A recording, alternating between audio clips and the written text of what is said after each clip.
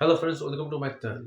আজকে আমরা কথা বলতে যাচ্ছি বাংলাদেশ ভার্সেস নেপালের ম্যাচ সাফ ফুটসল চ্যাম্পিয়নশিপ 2026 নিয়ে, যেখানে আজকে বাংলাদেশ নেপালের অ্যাগেনস্টে জিততে সাকসেসফুল হয়েছে।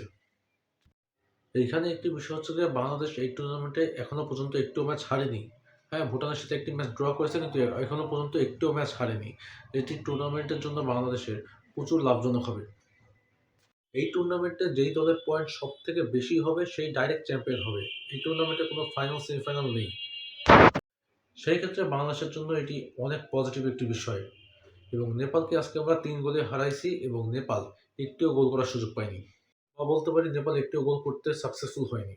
ভুটানের সাথে সমান সমান খেলেও আজকের ম্যাচে পুরোটাই ডমিনেট করেছে বাংলাদেশ। বাংলাদেশের নেক্সট ম্যাচ ২১ তারিখে শ্রীলঙ্কার সাথে হবে দুপুর ১টার সময়। এবং কালকে বাংলাদেশ ম্যাচ টিমেরও ম্যাচ আছে শ্রীলঙ্কার এগেনস্টে। সো আশা করি দুটি টিমই ভালো করবে। সো আজকের ভিডিওটা এই পর্যন্তই। আশা করি ভিডিওটা ভালো লাগছে। ভিডিওটা ভালো লাগলে অবশ্যই একটি লাইক করে দেবেন এবং চ্যানেলটিকে সাবস্ক্রাইব করে দেবেন। Thank you so much for watching.